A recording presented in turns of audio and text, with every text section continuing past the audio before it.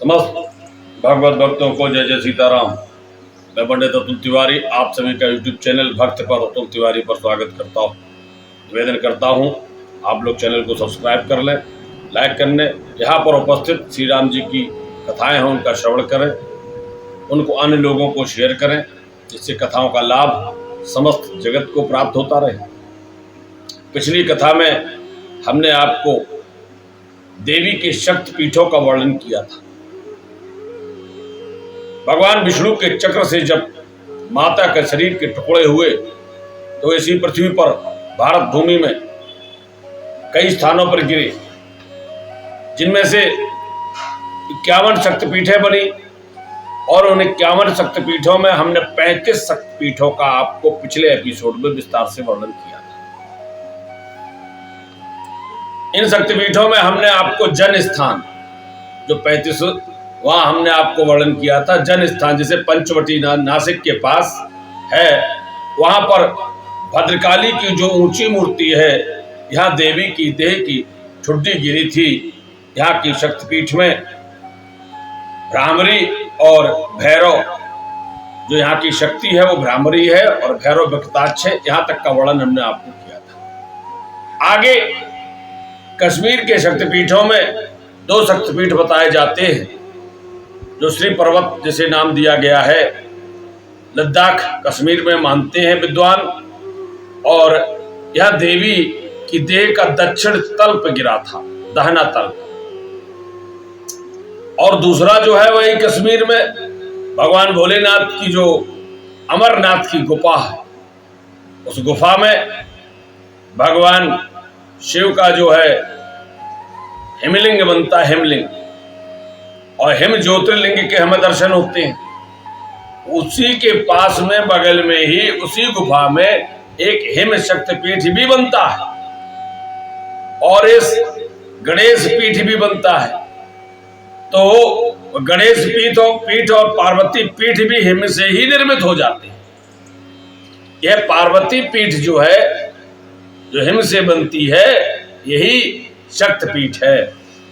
श्यामल पूर्णिमा को अमरनाथ जी के दर्शन करते हैं, इनके साथ साथ यह शक्तिपीठ भी दिखाई देता है। अर्थात जो भगवान भोलेनाथ के अमरनाथ हिमलिंग के दर्शन कर चुके हैं, उनको अवश्य ही माता देवी के इस शक्तिपीठ के भी दर्शन हुए होंगे।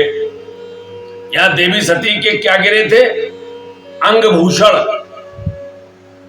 यहाँ अंगभूषण गिरे थे। यहाँ पर देवी के अंगभूषण और कंठ प्रदेश की पूजा होती है। अब पंजाब के शक्तिपीठों में यहाँ पर वर्णन है, तो जालंधर में विश्वमुखी देवी का मंदिर है। इस मंदिर में जो पीठ स्थान है वह कपड़े से ढकी रहती है और धातु से निर्मित जो मुखमंडल है वही बाहर दिखाई देता है। यहाँ देवी देह का वाम स्तन गिरा था। यहाँ की शक्ति त्रिपुर मालिनी और भैरव भीषणी है। यह जालंधर जो है, जालंधर दत्त की राजधानी भी मानी जाती है किंवदंती के अनुसार। जिनका भगवान शंकर ने वध किया था, उसी जालंधर के नाम से इस शहर का नाम जालंधर पड़ा। उड़ीसा के शक्तिपीठों में उल्कल शक्तिपीठ है। यहाँ पर बिमला देवी का मंदिर ही जो जगन्नाथ जी के मंदिर के प्रांगण में स्थित है। जगन्नाथ जी पुरी आप सभी लोग गए होंगे। तो प्रथम 2 मान्यताएं हैं, पर प्रथम मान्यता में जगन्नाथ जी के मंदिर में जो प्रांगण में बिमला देवी का मंदिर है, यही शक्तिपीठ है।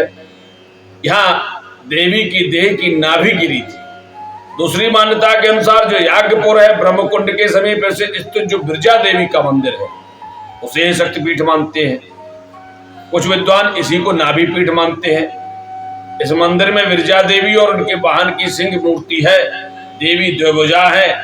देवी के प्राकट्य के विषय में एक किंवदंती भी है, कथा भी है कि ब्रह्मा जी ने पहले यहाँ यज्ञ किया था, उसी यज्ञ कुंड से विरजा देवी का प्राकट्य हुआ।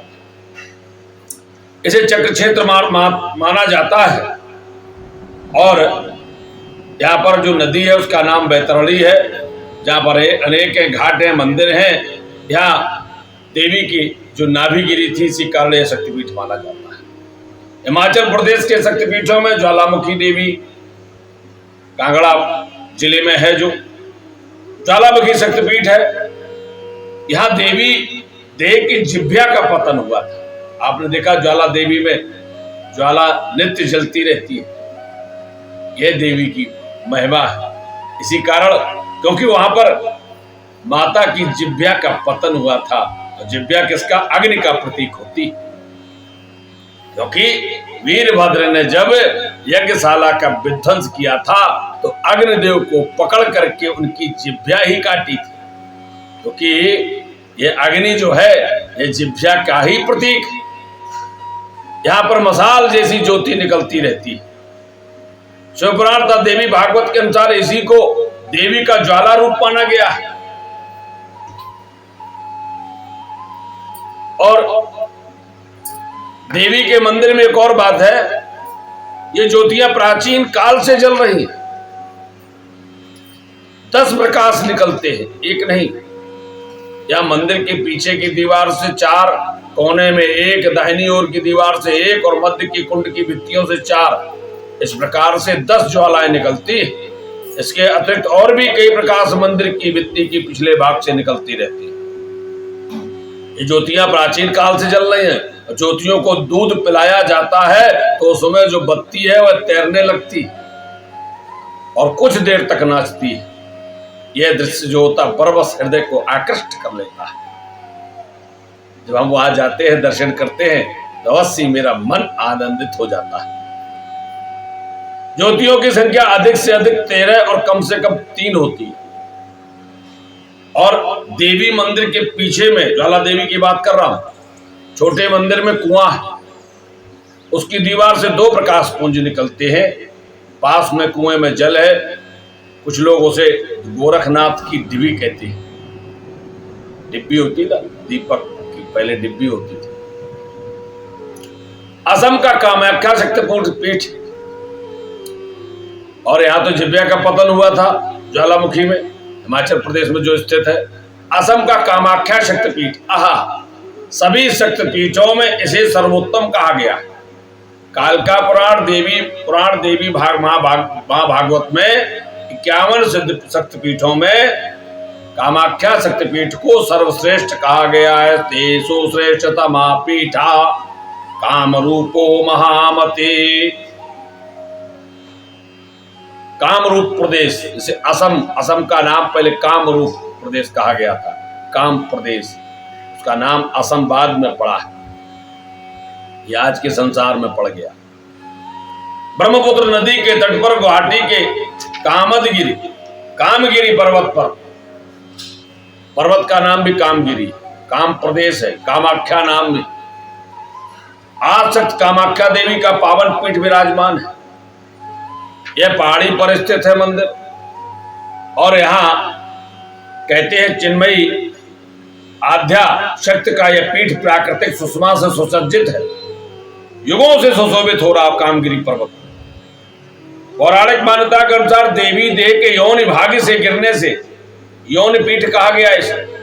यहाँ की शक्ति कामाख्या तथा भैरव उमानाथ स्वयं भगवान भोलेनाथ। योनि पीठम कामगिरो कामाख्या यत्र देवता, ये तंत्र साधना का एक उत्तम स्थान है। यहां तंत्र साधना का यह बड़ा ही उत्तम स्थान है।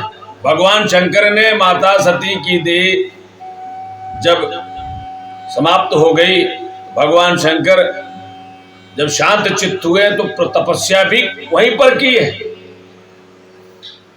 देवताओं ने कहा आप वहीं पर तपस्या करें, ब्रह्मा और विष्णु ने कहा आप वहीं तपस्या करें। देवी ने स्वयं प्रकट होकर कहा हे महादेव, आप यहां पर तपस्या करेंगे तो हम आपको पार्वती के रूप में पुनः प्राप्त होंगे। यह तो कामाख्या शक्तिपीठ का सुंदर महात्मा है। अब आगे का ये 42वां जो है मेघालय का जो जयंती शक्तिपीठ, यह जयंतिया पर्वत पर स्थित है। यहाँ पर देवी की वाम जंघा का पतन हुआ था, इसलिए यहाँ पर जयंती शक्तिपीठ है। ये मेघालय में है। त्रिपुरा का त्रिपुर सुंदरी आप लोगों ने नाम सुना ही होगा। माता का त्रिपुर सुंदरी एक बहुत सुंदर नाम है, इनको त्रिपुर सुंदरी कहा जाता है, तो नाम ही पड़ा उसी कारण। तो यहाँ पर राजराजेश्वरी त्रिपुर सुंदरी का भव्य मंदिर है और उन्हीं के नाम से इसका नाम त्रिपुरा पड़ा, अर्थात त्रिपुरा राज्य ही मां त्रिपुर सुंदरी का है। यहां देवी देह का दक्षिण पाद गिरा था, दक्षिण पैर, दाहिना पैर। हरियाणा का कुरुक्षेत्र शक्तिपीठ है। ये द्वैपायन कुरुक्षेत्र नगर में ही है, द्वैपायन सरोवर के पास। यहां पर देवी देह का दक्षिण टखना, दायां टखना, दक्षिण गुल्फ गिरा था। काल माधव शक्तिपीठ है, यह भी हरियाणा में ही है। यहां पर देवी देह का नितंब गिरा था, वाम नितंब। दाहिने नितंब का वर्णन हो चुका है। वाम निपंद, बायां नितंब गिरा था। यहाँ की शक्ति को काली भैरव को अष्टांग कहा जाता है। विदेशों में भी हमारे कुछ शक्तिपीठ है, क्योंकि वो पहले देश में ही थे, अब विदेशों में है। विदेशों में ऐसे, जैसे बांग्लादेश तो अपने ही देश में था। नेपाल के शक्तिपीठ, नेपाल में 2 शक्तिपीठ बताए जाते हैं, जो नेपाल में गंडकी नदी के तट पर उद्गम स्थल पर है, क्योंकि गंडकी नदी का उद्गम स्थल नेपाल से है। और यहाँ पर देवी देह का दक्षिण गंड कपोल गिरा था। वाम कपोल का वर्णन हो चुका है, या दाहिना गाल गिरा था। नेपाल में पशुपतिनाथ मंदिर से ही थोड़ी दूर पर स्थित बागमती नदी जो पड़ती है, उसी के उस पार भगवती गुहेश्वरी देवी का सिद्ध शक्तिपीठ है। ये नेपाल की अधिष्ठात्री देवी हैं। सारा नेपाल इन गुहिका देवी की, गुहिकालिका देवी की अनन्य भक्ति भाव से वंदना करता है। और यहाँ पर देवी देह के दोनों घुटने, जान, यहाँ देवी देह के दोनों घुटने गिरे थे। पाकिस्तान में भी एक हिंगलाज शक्तिपीठ है, हिंगलाज। ये हिंगलाज ये बलूचिस्तान प्रांत में पड़ता है। हिंगलाज नामक स्थान है। हिंगलाज कराची से थोड़ी दूर स्थित है। और यहां पर देवी देह का ब्रह्म रंध्र गिरा था। हिंगलाज देवी की बड़ी ही मान्यता है। वाराणसी में एक कीनाराम जी बड़े सिद्ध अघोरी संत हुए। वाराणसी में कीनाराम जी का बहुत सुंदर मठ है। बहुत सिद्ध संत हुए कीनाराम जी, और ये हिंगलाज देवी के बड़े उपासक थे। उसके कारण उन्हें बहुत सिद्धियां प्राप्त हुई। आज भी अगर उस आश्रम में जाकर, वहां धूनी जलती रहती है वाराणसी में, जाकर वहां पर ध्यान किया जाए, वहां की भभूति ली जाए, तो आपकी समस्त मनोकामनाएं पूर्ण हो जाती है। ये हिंगलाज देवी की कृपा। पुराणों में हिंगला पीठ की बड़ी महिमा बताई गई। श्रीमद देवी महाभागवत पुराण में एक वर्णन आता है कि हिमालय के पूछने पर देवी ने अपने प्रिय स्थानों को बताया। उसमें हिंगलाज को महास्थान बताया, हिंगुलाया महास्थानम। इसी प्रकार ब्रह्म वैवर्त पुराण में भी कहा गया है कि आश्विन मास में शुक्ल पक्ष की अष्टमी को हिंगुला में श्री दुर्गा जी की प्रतिमा का दर्शन, पूजन और उपवास करने से पुनर्जन्म का कष्ट निवारण हो जाता है। ये हिंगलाज देवी है। यहाँ पर देवी का ब्रह्मरंध्र गिरा था। और ब्रह्मरंध्र वैसे भी शरीर में सबसे श्रेष्ठ स्थान माना जाता है। श्रीलंका में भी एक शक्तिपीठ है। यहाँ पर देवी की देह का नूपुर गिरा था। यहाँ की शक्ति इंद्राक्षी और भैरव राक्षसेश्वर कहलाते हैं। तिब्बत में भी एक शक्तिपीठ है। ये तिब्बत में मानसरोवर के तट पर स्थित है। यहाँ देवी देह की दाई हथेली गिरी थी। यहाँ की शक्ति दाछाड़ी और भैरव अमर है। आपने एक बात यहाँ पर अवश्य सोची होगी कि देखिए, ये प्रेम और प्रेम की पराकाष्ठा थी। माता सती ने भगवान शंकर के प्रति समर्पित भाव से प्रेम के कारण अपने शरीर को त्याग दिया था। कहा था यह देह दक्ष से निर्मित संभ सुख, दक्ष से निर्मित, और दक्ष से निर्मित देह, और दक्ष कौन है? ये शिव का विरोधी है। इसलिए यह देह भी मेरी नहीं है, यह देह भी पापी हो गई, इसलिए मैं इस देह को अब रखूंगी नहीं। यदि दक्ष के द्वारा यह देह प्रदान न की गई होती तो अवश्य में देह बनाए रखती, परंतु कोई शिव विरोधी के द्वारा कोई भी दी हुई वस्तु अब स्वीकार योग्य नहीं है। माता देवी की जो अंग भी कटे तो ऐसे स्थानों पर ही गिरे जो भगवान शंकर के स्थान पहले से थे। मानसरोवर देखिए आप, अमरनाथ की गुफा देखिए आप, अनेकों ऐसे स्थान हैं जहां माता के अंग भी वहीं पहुंचते हैं। ये प्रेम की प्रकाष्ठा था, प्रेम की पराकाष्ठा के कारण ऐसा हुआ। और भगवान शंकर भी माता सती से कितना प्रेम करते थे। रोते हैं, सारा जगत भयभीत हो जाता है, और आज जब आराधना करते हैं तो भी कहते हैं कि पुनर्जन्म में मुझे सती ही चाहिए। 50 शक्तिपीठों का वर्णन यहां पर हो गया। 51वीं शक्तिपीठ जो है, जो पंचसागर शक्तिपीठ कहा गया, जिसका नाम है, इसके बारे में निश्चित पता नहीं है, पर बताया जाता कि देवी देह के नीचे के दांत, अधर जो है हमारे होंठों के बाद जो पंक्ति होती दांतों की, 2 पंक्तियां ऊपर की एक नीचे की, तो नीचे की दांतों की पंक्तियां यहां पर गिरी थी। यहाँ की शक्तिपीठ वाराही और भैरव रुद्राक्ष माने जाते हैं। मां रुद्र के नाम से जिन्हें जाना जाता है। देवी के शक्तिपीठों में यहाँ पर 51 शक्तिपीठों का वर्णन हो चुका है। कभी आगे समय मिलेगा तो एक एक शक्तिपीठ को उनके स्थान और पता के सहित विस्तार से वर्णन करेंगे। समय की कमी के कारण यहाँ पर भी संक्षिप्त में आपको 51 शक्तिपीठों का अवलोकन कराया गया, क्योंकि संसार में बहुत से लोगों को यह तो पता है कि 51 शक्तिपीठें हैं, पर कौन है, नाम क्या है, कहाँ है, यह पता नहीं है। देवी भागवत पुराण के अनुसार ऐसा ही है। और इस प्रकार से 51 शक्तिपीठों का जब प्रादुर्भाव हुआ,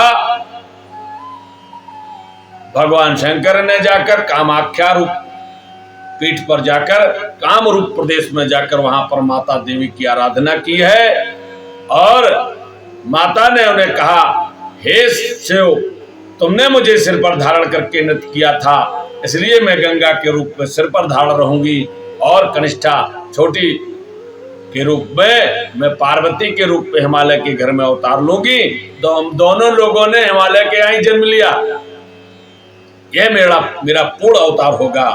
महादेव जी भी अभिलषित वरदान पाकर हर्षित हो गए, और देवी अंतर्धान हो गई, और महादेवी दुर्गा ने हिमालय के यहाँ मैना के गर्भ के रूप में 2 अवतारों में अवतार लिया है। भगवती ने ज्येष्ठा रूप से गंगा और कनिष्ठा रूप से सुमलक्षणों वाली पार्वती बनकर जन्म लिया है। महावती शिव भी तपस्या कर रहे हैं, और नारद जी कहते हैं, हे महेश्वर, अब ये बताइए, मुझे कामाख्या शक्तिपीठ का महात्म तो बताइए। तो किसी अन्य एपिसोड में कामाख्या शक्तिपीठ का जो महात्मा है उसका वर्णन करेंगे। और मेनका के गर्भ से, अर्थात मैना जी का नाम मेनका भी था, यहाँ पर आप लोग भ्रमित ना हो। मैना जी को मेनका भी कहा जाता था, इसलिए मैना जी के गर्भ से या मेनका के गर्भ से कि उनके अर्धांश से गंगा जी का प्राकट हुआ है। और गंगा जी का महात्म तो आप लोग जानते ही है, इसलिए उसको विस्तार से वर्णन करने की कोई आवश्यकता नहीं, क्योंकि गंगा जी के में स्नान, तर्पण, अर्चन, आचमन, दर्शन, पूजन और नाम स्मरण से ही व्यक्ति की मुक्त हो जाती है।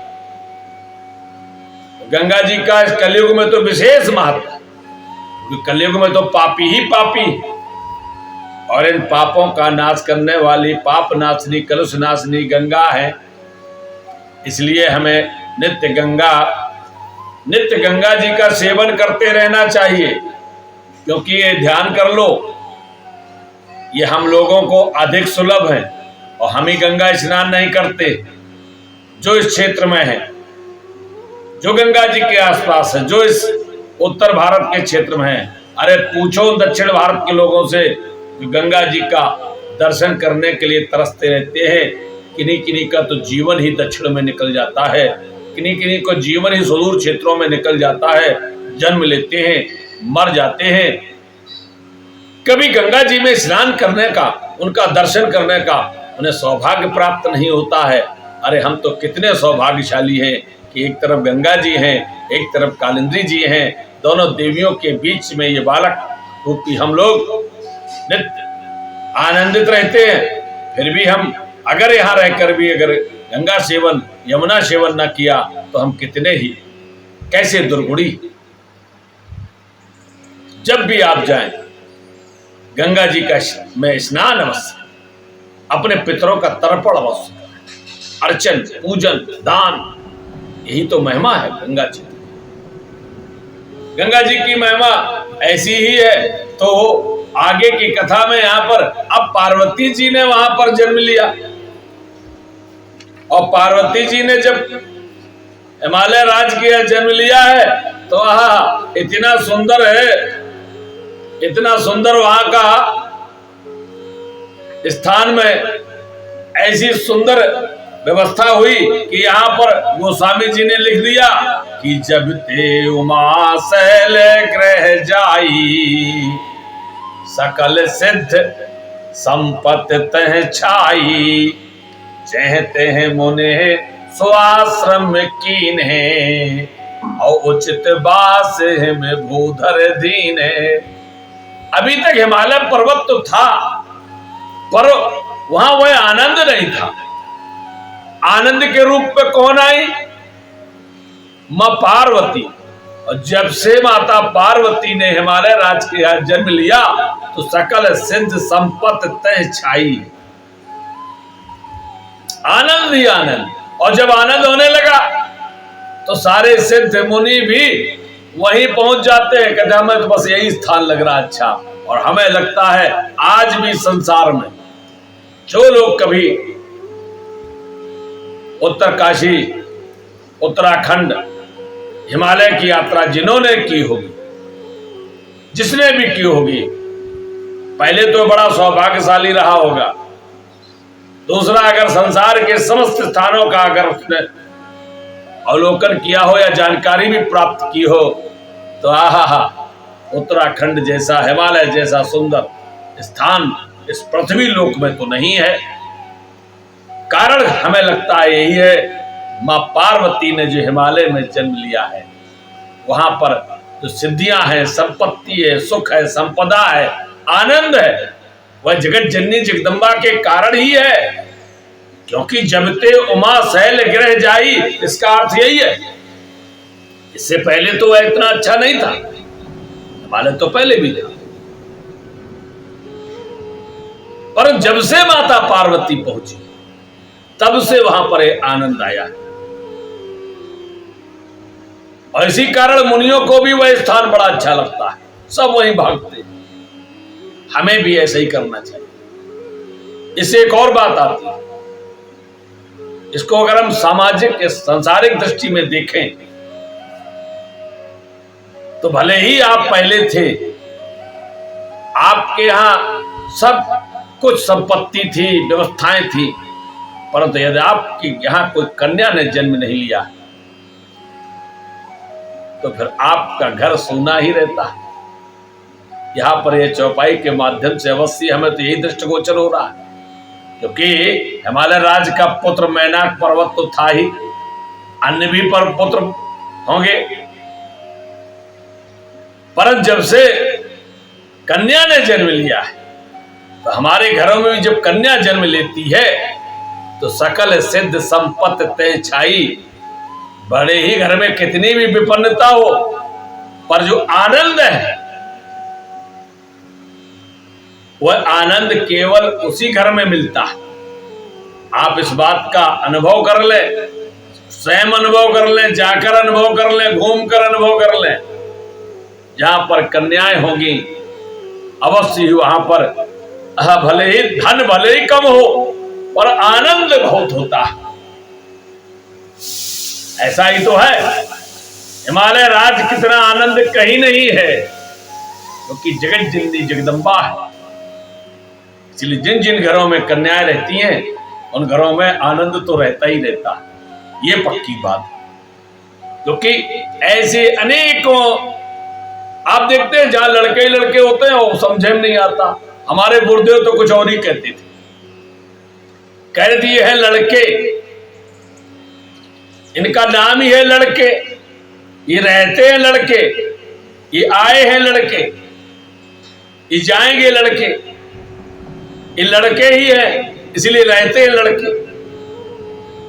तो इनका नाम है लड़के है, तो जिस घर में लड़के होंगे तो उस घर में क्या होगा? लड़ाई। क्योंकि लड़के ही रहते हैं, लड़के ही जाते हैं, लड़के ही आते हैं। इस ऐसे रहते ही कहां शांति से, जाएंगे तो लड़के, आएंगे तो लड़के, खाएंगे तो लड़के, सोएंगे तो लड़के, उठेंगे तो लड़के। आप देख लो, अगर घर में लड़के हैं आपको सुबह आपके यहाँ का माहौल खराब हो जाएगा, तो उठ ही नहीं रहा होगा, उठेगा भी तो लड़के उठेगा। बाहर भेज दो तो समय से नहीं आएगा तो आएगा या कहीं किसी से लड़के आएगा, या वहां नहीं लड़ा तो घर में आएगा तो आपसे लड़ाई हो जाएगी, क्योंकि आए हैं लड़के, समय से नहीं आएंगे। या छंकल होते ना, अब लड़की को भेज दो, समय से जाएगी, समय से आएगी, समय से उठती है। किसी घर में सुबह लड़कियों को आपने सोते देखा? लड़के सब सोते रहते हैं। तो लड़के हैं, ये उठेंगे लड़के, ये सोएंगे लड़के, ये जागेंगे तो लड़के, ये जाएंगे तो लड़के, ये आएंगे तो लड़के, ये खाएंगे भी तो लड़के। आप लड़की को कुछ भी दे दो तो वो नहीं चिल्ला, खुद ही बना के तुम्हें खिला देगी। और लड़के, हम खाएंगे नहीं, हमें भूख नहीं है, हम बाजार से खा के आते हैं।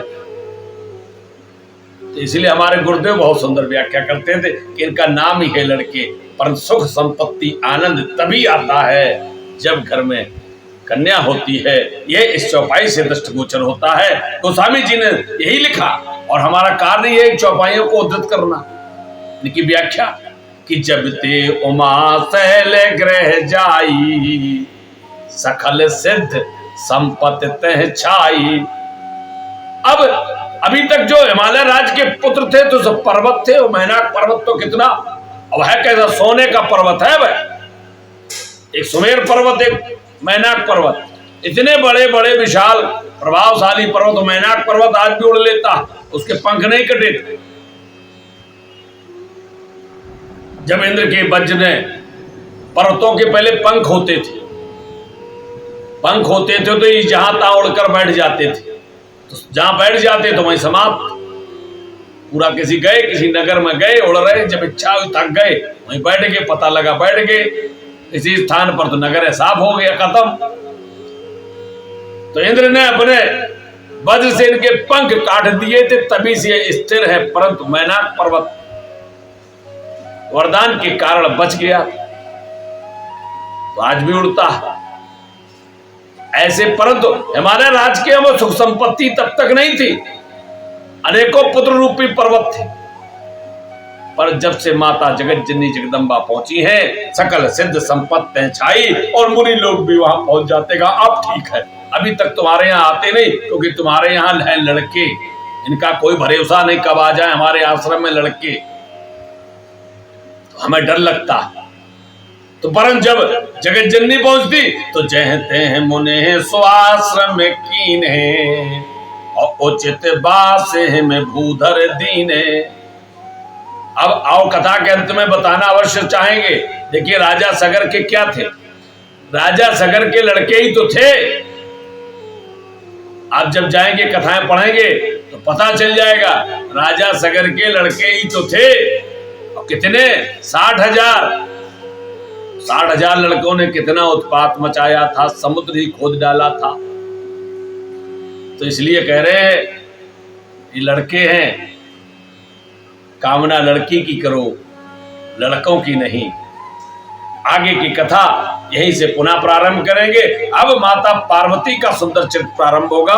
तब तक के लिए जय जय सीताराम, जय जय राधे।